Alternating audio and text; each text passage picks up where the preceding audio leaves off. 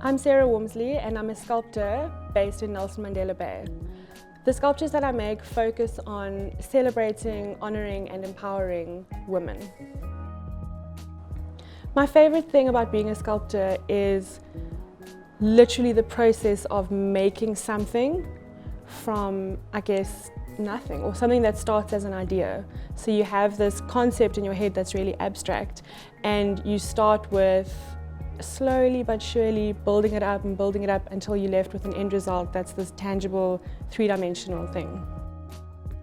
I would describe my style as something that's quite, or at least I aim to be fairly realistic or naturalistic, but it does end up expressing a bit of subjectivity. Like sometimes I enlarge, well, at least in my previous work, I did enlarge the hands slightly because my hands are the conduit for the way that I create. My hands are very important to me.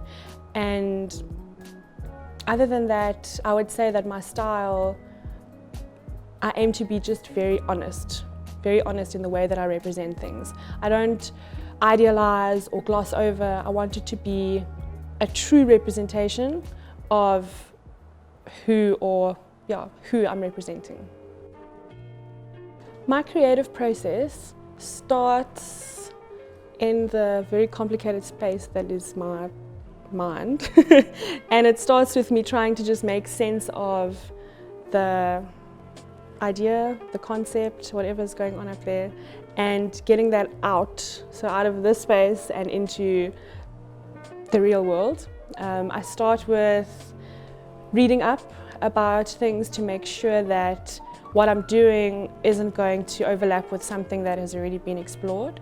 And then I sketch it out, plan it. Sometimes I will photograph either myself or another person to help inform these sketches.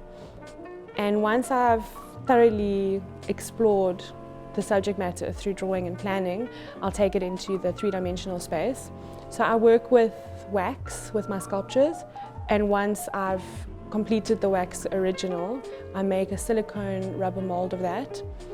And once the mold is made, I use that mold for casting resin versions of the sculpture, or casting a wax replica, which is then used for the lost wax casting process that we use to translate it into bronze. And once that's done, then comes the finishing, the mounting, and preparing it to go out into the world. What does it take to become a great sculptor? So I don't think I'm a great sculptor yet. I hope to one day be perceived as one, and I'm going to try really hard to get there. But I would say to get there, I think just a lot of hard work.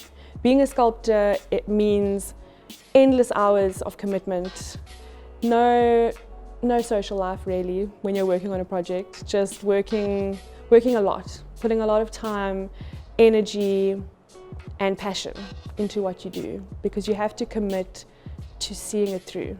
When you start that project, you have to get there. You have to get there. And sometimes you may think, okay, this one isn't going to work out, and then you abandon it. And that's okay, because each process takes a lot out of you. And if you don't feel that it's going to end up how you want it to, then you can start over or you can change it.